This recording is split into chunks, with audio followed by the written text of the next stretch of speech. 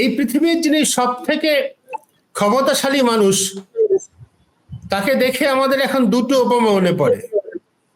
এক হচ্ছে মধ্যযুগের কোন সম্রাট, তিনি হতে পারেন ভারতের, হতে পারেন অন্যত্র কোথাও, অন্য কোথাকার, চীনের বা উত্তর আফ্রিকার কোথাকার। তিনি তার সাম্রাজ্য বিস্তার করতে চান, তিনি জমি খুঁজে বেড়াচ্ছেন কোথায় গিয়ে তার নিজের সাম্রাজ্যের পতাকা পুঁতবেন। আরেকটা উপমা হচ্ছে যেটার দিকে আমাদের দৃষ্টি আকর্ষণ করেছেন আমাদের এক বন্ধু, সেটা হচ্ছে কলকাতার আজকের প্রমোটাররা। তারা এখানে সেখানে যত্রতত্র জমি খুঁজে বেড়ায়। কোথায় জমি খুঁজে পেলে একটা 2 কাঠার উপরে 4 তলা বা 4 কাঠের উপরে 6 তলা বাড়ি বানিয়ে দেবে, কবে সেটা হেলে পড়বে না পড়বে, কার পারমিশন পাওয়া যাবে, কার অনুমোদন আছে, কাদের উৎখাত করতে হবে, এসব বিষয়ে তার ভাবনা চিন্তা নেই। এই ডোনাল্ড ট্রাম্পকে দেখে এখন অনেকের মনে হচ্ছে ইনি যেন বিশ্বব্যাপী এক প্রমোটারির সাধনায় নেমেছেন। তার গ্রিনল্যান্ড চাই, তার গাজা স্ট্রিপটা চাই, তার পানামা ক্যানেলেরও দখল চাই। কেন? এগুলো সবই নাকি আমেরিকার স্বার্থে দরকার। গাজা স্ট্রিপটা নাকি আমেরিকার স্বার্থের কথা বলছেন না, গাজা স্ট্রিপটা বলছেন যে এত ভালো একটা জমি, এত সুন্দর প্রমোদের জায়গাটাকে বানানো যায়, বিনোদনের জায়গা বানানো যায়, এত সুন্দর একটা রিভিয়েরা হতে পারে। রিভিয়েরা হচ্ছে ভূমধ্য সাগরের তীরে ইউরোপের দক্ষিণে কিছু কিছু জায়গা আছে, এখানে এত সুন্দর, সারা পৃথিবীর ধনী ব্যক্তিরা সেখানে জমি বাড়ি কিনে রাখেন, সম্পত্তি কিনে রাখেন। এবং আমাদের এখানেও হলিউডের, বলিউডের, আমাদের বোম্বের ধনী ব্যক্তিরা তাদের বিয়ের সময় সেখানে যান, সেখানে বিয়ে দেন। বিশুদ্ধ প্রমোটারি। সারা পৃথিবীর যিনি সব থেকে ক্ষমতাবান মানুষ, তিনি এইভাবে এখন নিজেকে দেখছেন, অন্তত আমাদের চোখে তাই প্রতিভাত হচ্ছে। আপনার পোস্ট থেকে প্রমোটারি আইডিয়াটা আমি পেয়েছি, এটা চমৎকার লেগেছে আমার।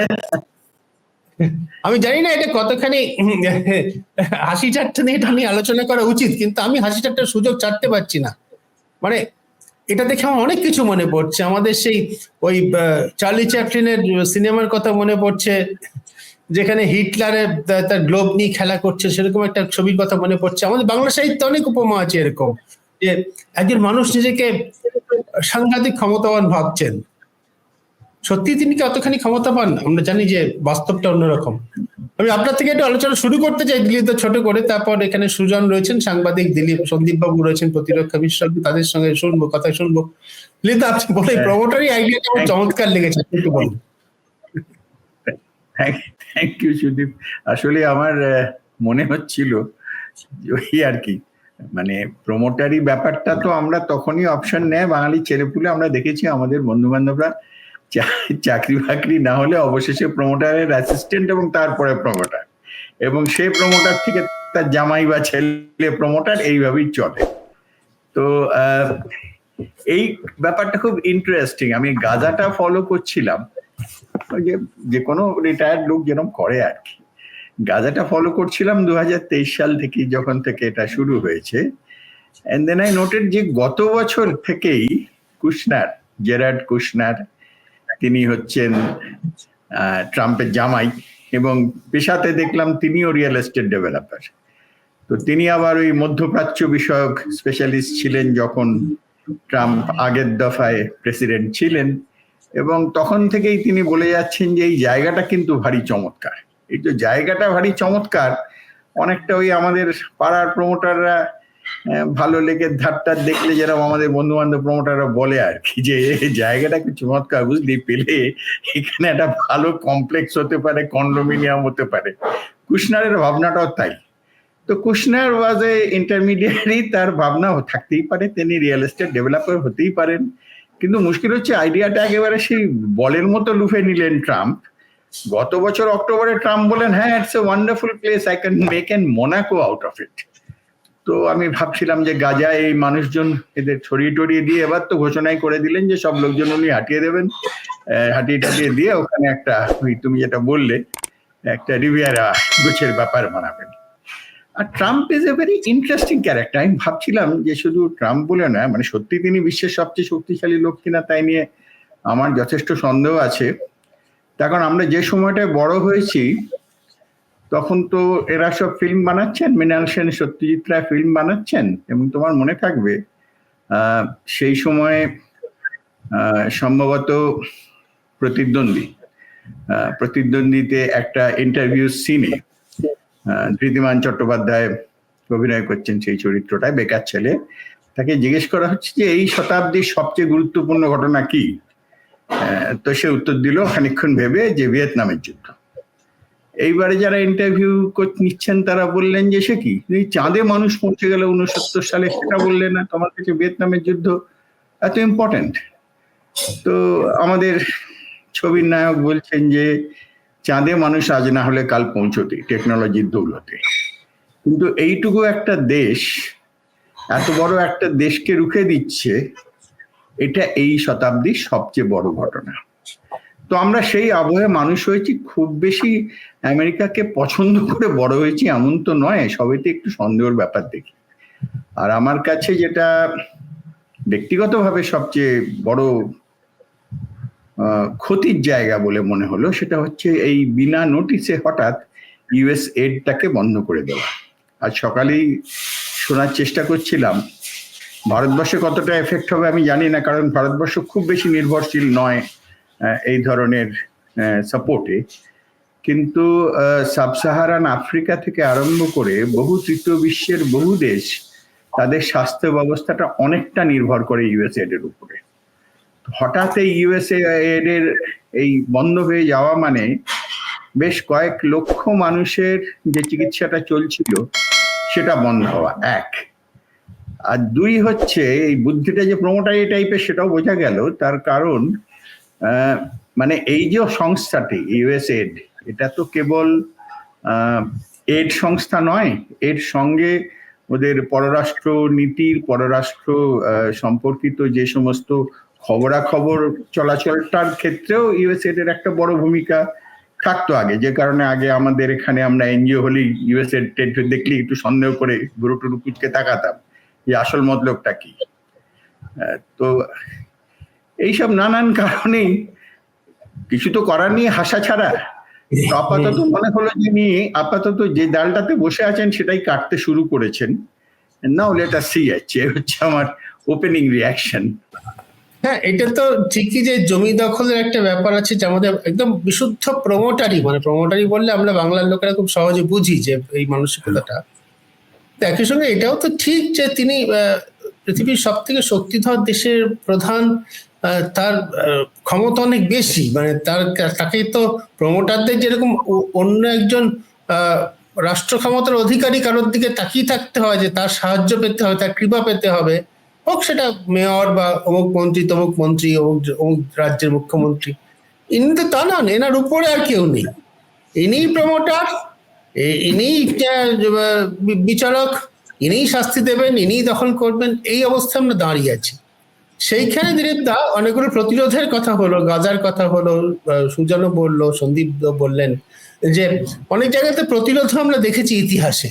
আপনার কি মনে হয় যে এই যে হুমকিটা দিয়ে শুরু হয়েছে ট্রাম্পের এইবারের 4 বছরের যাত্রা, যে সারা পৃথিবীটাকে উনি ওনার মতো করে নেবেন, গ্রিনল্যান্ড চাই, পানামা ক্যানেল চাই, গাজার কথা আমরা আলোচনা করেছি, গ্রিনল্যান্ড তো ডেনমার্কের অংশ, ডেনমার্ক আবার ন্যাটোরই অংশ। কোথায় দাঁড়াতে পারে গিয়ে কি মনে হয় আপনার দিলীপদা? দেখো, গ্রিনল্যান্ড নিয়ে দাবিটা আমি যেটুকু দেখছিলাম, গ্রিনল্যান্ড নিয়ে দাবিটা কিন্তু আমেরিকার তরফে আগেও উঠেছে, এখনো ওঠেনি কেমন নয়, এর আগেও দু একবার কেনাটেনার গল্প ওরা তুলেছে, আবার থিতিয়ে গেছে।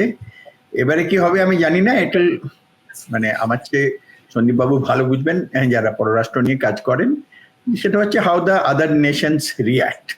সোফার রিয়াকশন যেটুকু শোনা গেল, সুজনবাবু বললেন, সন্দীপবাবু বললেন, তার থেকে আমার মনে হয় না যে দ্বিতীয় বিশ্বযুদ্ধের আগের পরিস্থিতিটা রিপিটেড হবে। দ্বিতীয় বিশ্বযুদ্ধ তো virtually the Western nations had allowed Hitler to grow literally, তাই না? মানে তো তাই বলে। যে এ একের পর এক দাবি করে গেছে এবং চেম্বারলেন টাইপের লোকজন সেটাকে মেনেও নিয়েছেন, প্রতিবাদও করেননি। আচ্ছা ঠিক আছে, এইখানে গিয়ে থামবে, তুমি গ্রেট ডিক্টেটর দিয়ে শুরু করলে চার্লি চ্যাপলিনের গল্পটা অনেকটা সেরকম। এইবারে আমি লাইটার ভেনেই বলছিলাম বটে, বাট ফ্যাক্ট রিমেন্স যে রেজিস্ট্যান্সটা তৈরি করতে হবে এবং আমার মনে হয় নাগরিক সমাজের তরফ থেকেও তৈরি হতে হবে। একটা আশার লক্ষণ, গাজা নিয়ে অন্তত সৌদি আরবিয়া বলেছে যে যা বলেছে সেটার সোজা বাংলায় মানে দাঁড়াচ্ছে বাজে বকছে।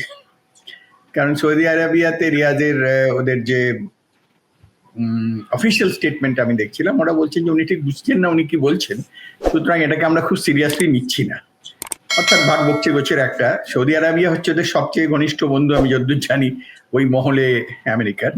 তো তারা যখন এভাবে রিয়াক্ট করছেন, আমার মনে হচ্ছে যে they are sending out signals যে এই লাইনে আর বেশি এগিয়েও না। But this is only about Gaza, কিন্তু it's world is not only about Gaza. তো আরো অনেক পয়েন্টস আছে যেখানে একইভাবে প্রমোটারি করার চেষ্টা করতেই থাকবেন উনি।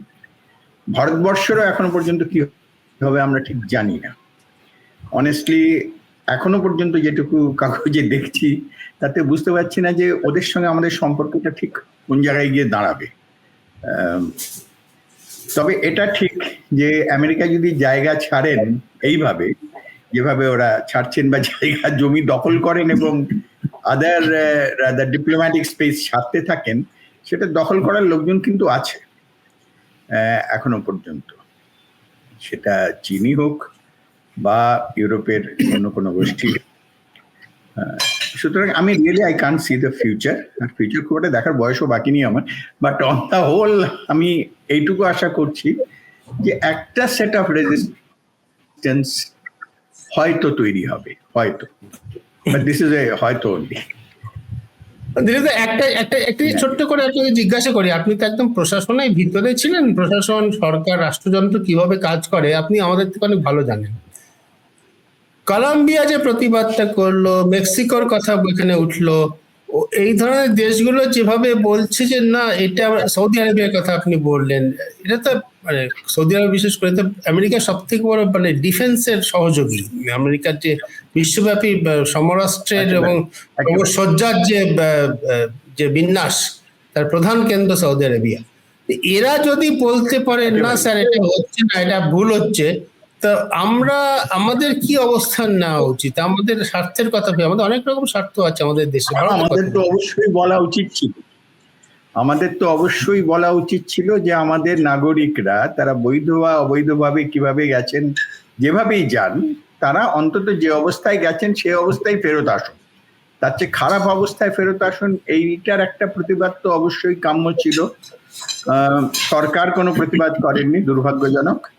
কিন্তু নাগরিকদের তরফ থেকে কিছু প্রতিবাদ হয়েছে বটে, কিন্তু খুব সংগঠিত প্রতিবাদ হয়েছে বলে কোনো রাজনৈতিক দল করেছেন বলে আমি এখনো দেখিনি। যদিও তাদের সমর্থকরা ছুটখাচ্ছে সোশ্যাল মিডিয়া, তাদের পোস্ট থেকে মনে হয়েছে যে তারা প্রতিবাদটা করছে, কিন্তু এই প্রতিবাদ খুব একটা বড় আকার নিচ্ছে না, ভালো আকার নিচ্ছে না।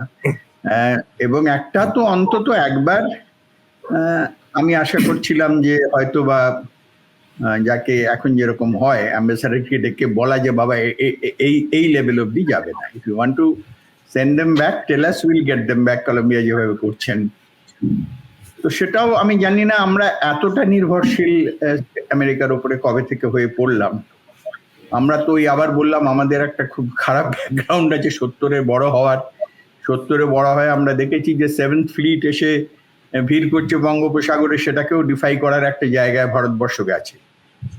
এখন সেই জমানাকে নানাভাবে আমরাও সমালোচনা করেছি, আমরাও মনে করেছি খুবই অগণতান্ত্রিক একটা সরকার, কিন্তু তা সত্ত্বেও অন্তত যে স্ট্যান্ডটা ভারতবর্ষ নিয়েছিল ভারত হিসেবে, সেই স্ট্যান্ডটা কিন্তু এক্ষেত্রে নেওয়া হয়নি এখন অব্দি। আমি জানি না পরের লটটাও একইভাবে চেনবাঁধা অবস্থায় এসে পৌঁছবেন কিনা, কিন্তু a nation that could defy the 7th fleet এত মিকলি এটা মেনে নিল is really unfortunate, very unfortunate.